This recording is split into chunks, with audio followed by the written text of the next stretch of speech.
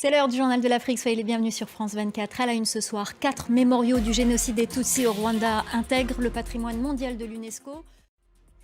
Une décision historique, c'est ainsi que la porte-parole du gouvernement rwandais a qualifié l'annonce de l'UNESCO 6 mois avant les 30e commémorations annuelles du génocide contre les Tutsis.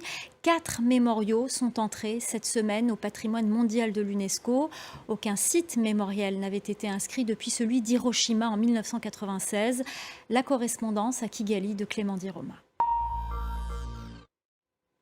Et puis sachez que les États-Unis ont placé le Rwanda sur la liste CSPA de pays qui utilisent des enfants soldats. Washington a décidé de restreindre sa coopération militaire avec Kigali. La raison invoquée, le soutien du Rwanda au M23 qui sévit dans l'est de la République démocratique du Congo.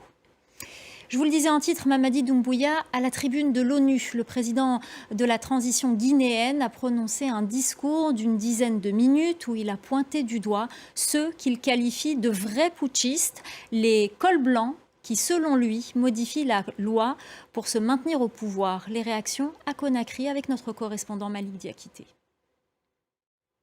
On vous parle ce soir de l'offensive diplomatique du chef de l'armée soudanaise, le général Abdel Fattah al-Burhan. Depuis le début du mois, il multiplie les déplacements à l'étranger, Égypte, Turquie ou Qatar. Aujourd'hui, il est à New York pour s'adresser à la tribune de l'ONU.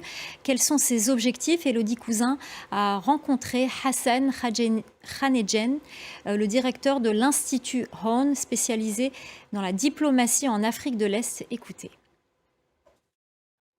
Le président sénégalais au micro de France 24, Macky Sall, était à New York pour l'Assemblée générale de l'ONU.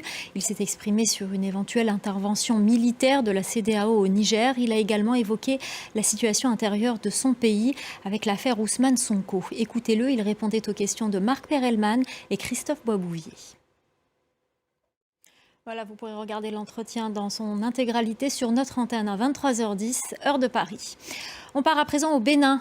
Le pays a lancé depuis 2017 le programme des cantines scolaires pour encourager les filles et les garçons à rester scolarisés. En mai dernier, le programme alimentaire mondial a désigné le Bénin comme champion du monde des cantines scolaires. Le taux de couverture est passé de 30 à 75% en 6 ans. Je vous propose de regarder ce reportage d'Emmanuel Sodji et de Cynthia Aigron. Avant de se quitter, on vous parle de Birima, une œuvre signée Youssou N'Dour, jouée au Théâtre du Châtelet à Paris. Voilà, et on va se quitter en musique sur ces belles images d'Armelco, d'Élodie Rednac et de Valentine Herba. Restez avec nous, l'info continue sur France 24.